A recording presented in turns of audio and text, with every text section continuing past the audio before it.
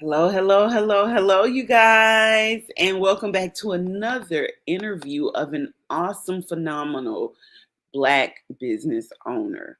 And today we're going to be speaking to Nadine Spring. In a world where access to healthcare and clinical research remains inequitable, Nadine Spring is standing at the forefront, ensuring that change is not just a conversation, but a movement. Now, as the founder of SpringWell360 LLC, she is dedicated to dismantling barriers, empowering communities, and redefining the landscape of clinical research. With a commitment to health, equity, and education, Nadine has created an innovative program that equips professionals and patients with the knowledge and tools to navigate the healthcare system with confidence. In this interview, we're going to talk to her about the inspiration behind her business, the challenges that she's faced, and the legacy she is building for the next generation of Black and Caribbean leaders in the clinical research field.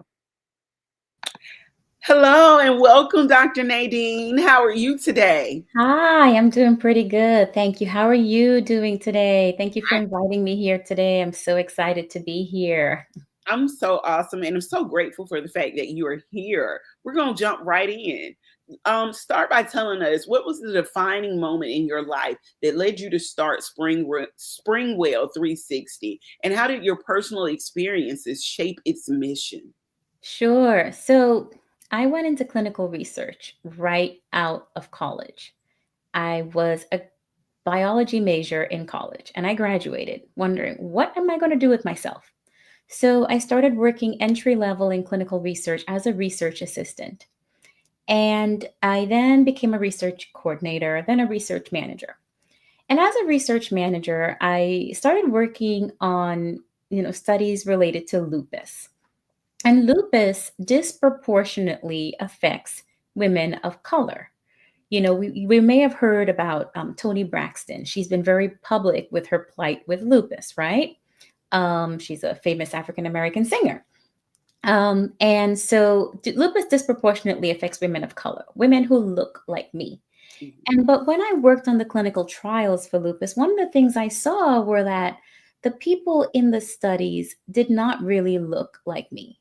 And then there was a drug that was approved by the FDA, and there really wasn't much safety and efficacy data on Black patients. So then the pharmaceutical company had to go finding patients of African descent to find out more about how safe and effective this drug was. And here it was, the drug was approved.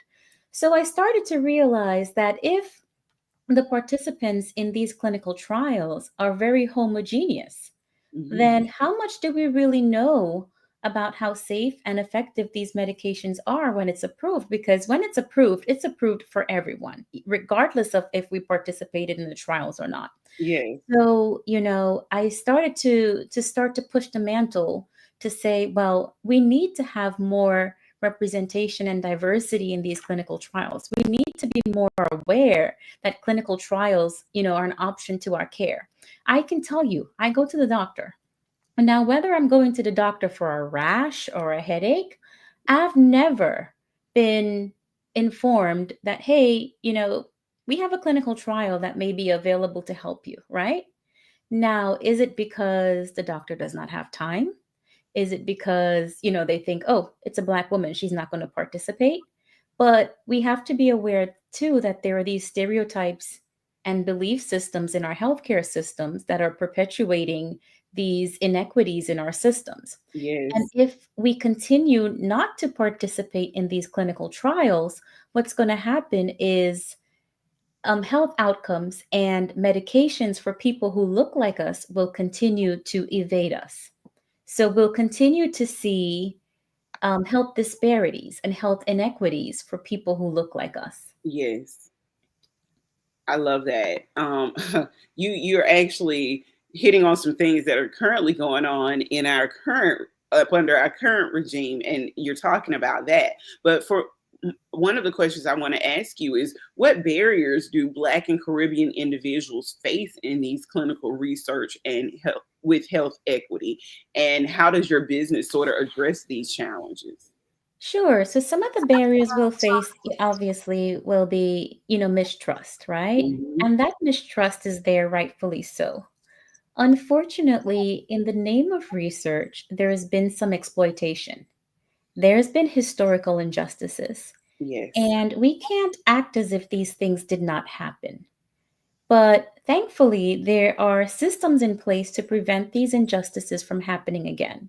There were things such as what happened with the Tuskegee syphilis trials, Mhm. where, medication was withheld from Black men, who were infected with syphilis, and treatment existed.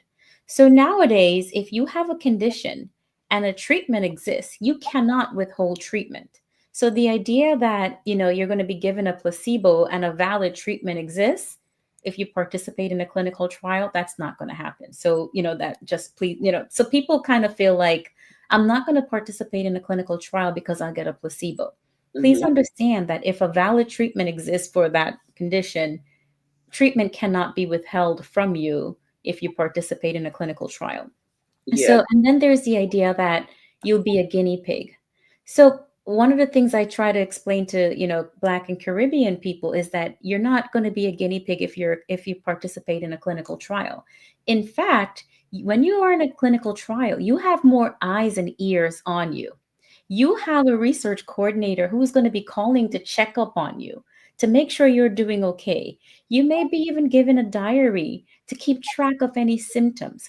We want to know if you're sleeping better. Is your appetite better? Any little symptom you have, or if anything goes away, maybe it's related to the new medication, maybe not. But we want to keep track of everything.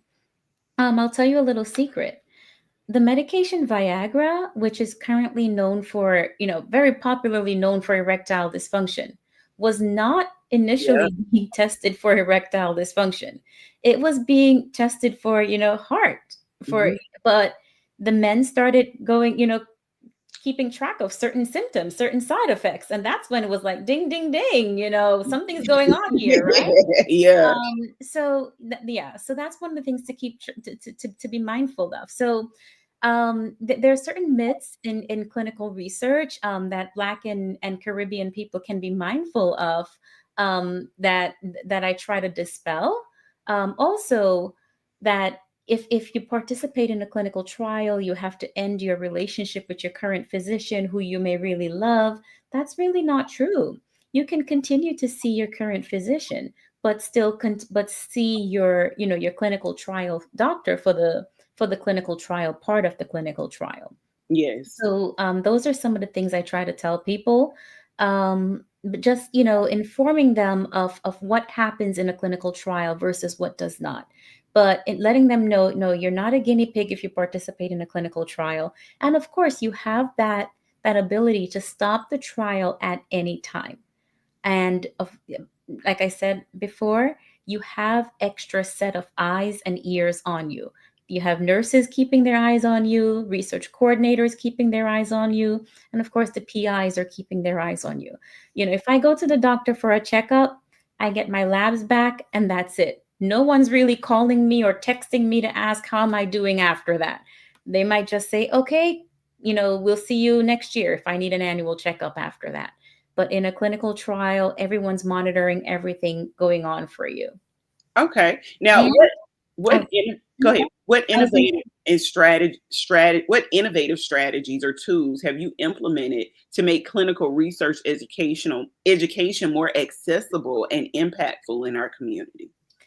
one of the things I've helped with is, especially for brochures, making sure that they're written at a level that is, readable, so that there's not a lot of, words that are very complicated for someone of the, in the community where they won't understand. There's not a lot of, scientific high level scientific wording in there that someone won't really understand what is being said, and also that the imagery in the pictures are relatable. If you are in an African American community or a Caribbean community, it does not make sense to have brochures of fully Caucasian people. Like, that's not relatable to me. I want to see somebody on those brochures who look like me. I want to see somebody, the nurses, the physicians who look like me. So those are some strategies that, that can help. Also having them, if you're in an Indian community, having them translated into languages that, that are relatable. Not just English. If you're in the Hispanic community, having it available in Spanish as well. Those are some strategies to help with meeting a more diverse, and helping to meet the needs of the community.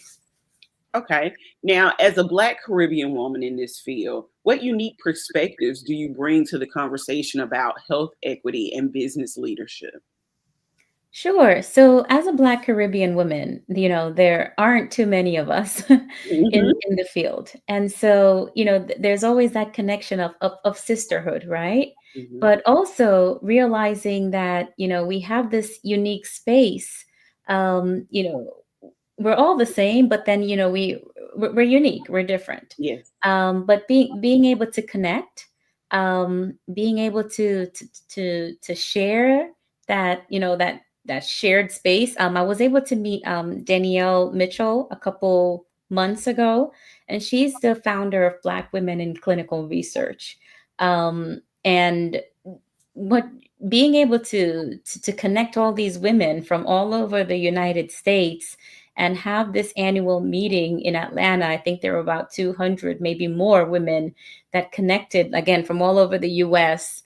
And Um, these are all Black clinical all research. Black women in clinical research. And of course, Yes. there's more in the organization, but maybe about 200 were able to come to the conference and share our experiences and, convene on the importance of health equity and moving that needle forward on pushing for more diversity in clinical research, because we know how that advances for less health disparities. So I think that helps with being a Black woman and Caribbean woman in clinical research and public health too. Okay.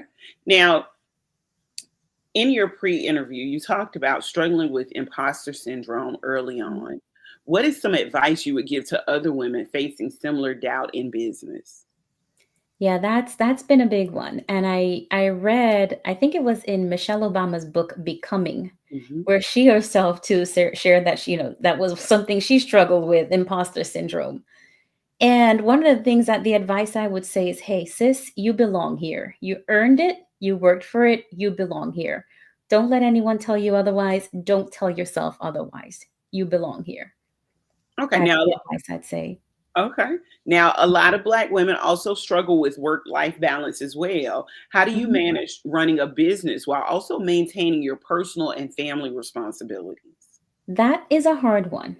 And I'm not sure I've quite mastered it. And the Okay. mom guilt on that one is real. I would say that's the hardest one. The mom guilt is real. But for me, I would say penciling time. And I do block out time for family time. I've started blocking out time for me time. And my me time is for me 2025 is getting fresh air. I started realizing that I don't get any fresh air. I'm inside in my home office because I work from home most of the time, or if I'm in the office, I'm in the office, right? Or I'm in the car with the windows up and the AC on or the heat on. Or I'm in the gym, or I'm in a restaurant or something, but I'm not outside getting any fresh air. And so yesterday I climbed up Stone Mountain. You're in Georgia, so you know Stone Yep. Mountain. I live in Stone Mountain, so Oh, really? I am in Stone Mountain. yeah. We gotta meet. We gotta meet. We gotta meet. Okay, before you go to Vietnam. Okay. Yes. So yes, it's penciling out me time. And yeah, the mom guilt is really real. So you just have to find a way of creating that schedule, whether you do it with an automated system and sticking to it, or using that old fashioned calendar on your desk and Yes. checking it off. But you have to find a way and stick to it, or if not, it can drive you crazy. But the main thing I would say is finding that, you know finding that time and blocking it off. Block Yes. off your me time. It's important for your well-being.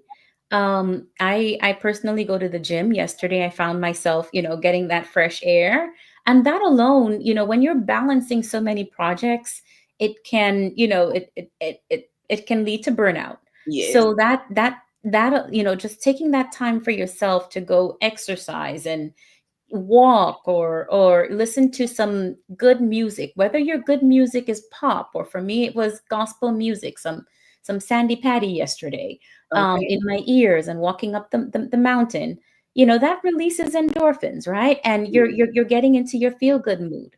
So that's one way of creating that good work life balance, and when you're done, you just get right back on your grind. I And love that. yeah. I love it. Now, what was the biggest lesson you learned about consistency in business, and why do you emphasize going all in? All right. The biggest lesson I've learned about consistency in business is that it's like a crystal ball, right? Hmm. Um, and you can't just you can't bounce it. No. You can't bounce it. And it's also like a sticky note, you know.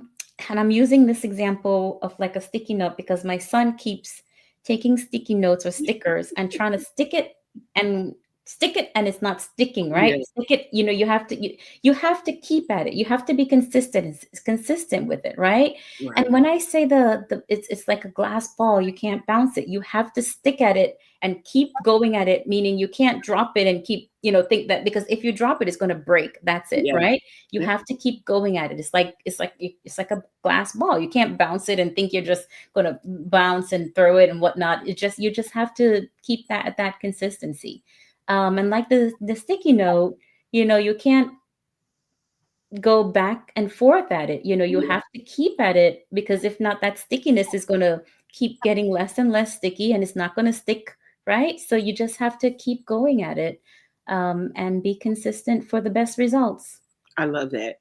I love it. You're right. It just could, like you said, consistency is definitely like a sticky note. You just have to keep going at it and keep going at it and keep going at it. Yeah.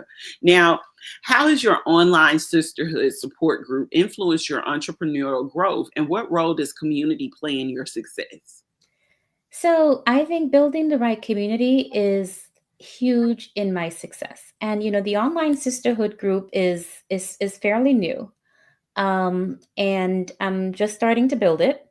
And I think that's going to play a huge role in, the growth, as we connect with one another and grow with one another. That is my goal for that online, women, who win. You win, I win, she win, we Yes, all are going to win. we all That is win. my goal for that group. And my goal is that we can connect and, I can learn from you, where I don't know much about, let's say it's trademarking certain parts of my business. Maybe I have a certain unique name for a course that I'm developing that I don't want somebody to take. And then now I can't use that name for that course that I worked so hard on. And somebody says, hey, Dr. Spring, you should have you really should trademark that. Like, that's a Yes, unique name. And I would not have thought about that, right? right, And I would have only known that because this person is in my network and this sister told me this. And then, there are certain skill sets I have, or a certain speaker that I've brought into the group. And whether it's financial wellness that this person is speaking into the group, and now somebody's able to take that and they're able to build, whether they're a single mom and providing for their three kids on their own, and they're able to provide this and help their family grow. This is all building the community, and that's what I'm hoping to gain out of the She Wins Women Network. I love that.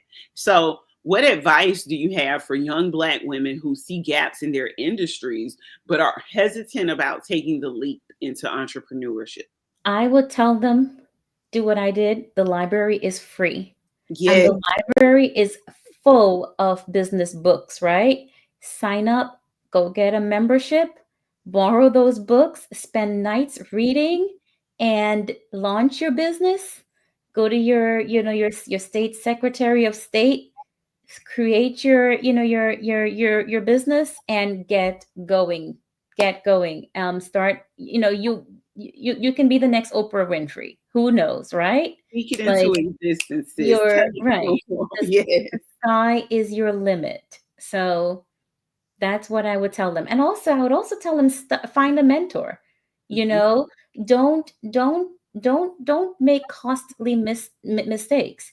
Find somebody who has achieved what it is they are looking for, and they can help them. And also, what it is that they're looking for is not that they're copying what this person has achieved, because likely what it is that they're building, this person, is might be a bit older or something, and what they're building is a new generation, the new version, right? Mhm. Or or the modern version or whatnot. So it's not going to be the same thing, and I'm sure somebody, it would be more than happy to mentor them. Absolutely. Now, what legacy do you hope to leave in clinical research and health equity? And how do you envision SpringWell 360's growth in the next 5 years? So in the next 5 years, I'm really hoping that, more young the new generation of clinical research professionals are able to learn more about clinical research as an option, for like career wise. I shared early on that when I went into this field, I didn't know clinical research even existed as a career. When I was in college, I didn't know that. I ended up in the field literally by accident. And I climbed the ladder, and when even though I teach as an assistant professor and associate director of a public health program, I didn't know, like, public health and health equity and health disparities weren't buzzwords when I, was a young college student, right? But now those are the words I speak now. Those are the words, probably not popular words in today's health administration. I mean, today's administration, but yeah. But Yeah. those are the words that, any conference I go to, they are very popular words in public health and in clinical research. When COVID was around, those were very popular words because we saw what happened. We saw who were disproportionately passing away and whatnot. We saw, the numbers. And in terms of my legacy, I really hope that, the new generation would really, like, take in what clinical research is, take in what public health is, and really push that needle forward so that healthcare is accessible and equitable for all. Access to clinical trials is one of the ways to make healthcare more equitable for everyone. So I hope that message, resonates. For SpringWell 360, my hope is that, eventually I want to get into the, the courses space. I've taught a lot of clinical research sites on, how to reach more diverse participants, on strategies and training their sites. So eventually I want to be able to market to more, a larger audience. So that would be my hope for growth for SpringWell 360, so that we can reach a larger audience and get into a world where, healthcare is more equitable for all. Well, Dr. Nadine, we would love to give you the platform here at Dear Black Woman to, when you have a research project coming up, just shoot us an email, let us know, and we'll be more than happy to write an article about it and get the word out to as many Black women as we possibly can. Well, thank you. Thank you. I really appreciate you giving me this platform today. Thank Yeah. you. So I'm going to drop off the screen and I want you to tell people where they can find you on social media, your website, all of that. Okay. Okay. Thank you for joining me today. And you can find me on my website, www.springwell360.com. I'm also on LinkedIn and Instagram and Facebook at SpringWell360. Thank you so much. Thank you for joining us and thank you for even agreeing to do this interview. It has been a pleasure and it has been very educational listening to you talk about the things that SpringWell 360 is doing in the clinical research field and the things that you have coming up as well. So we're super excited about that. Thank you for joining us today. Thank you. You guys, today we interviewed Dr. Nadine Spring. She is a force in the clinical research and health equity space, providing that representation, education, and advocacy are key to systematic change. Now, through SpringWell360, she is creating pathways for true future leaders while also ensuring that the Black and Caribbean communities are not left out of the healthcare conversation. Now, her journey is a testament to the power of consistency, self-belief, and breaking barriers. For those looking to make an impact, Dr. Nadine's message is clear. If you see an untapped niche, tap into it. The future of healthcare and clinical research is brighter because of voices like hers. So thank you for joining us, and we'll provide you with an article on her and SpringWell360 that you can catch on our website and next month in our printed publication. Thank you, you guys, and enjoy the rest of your day.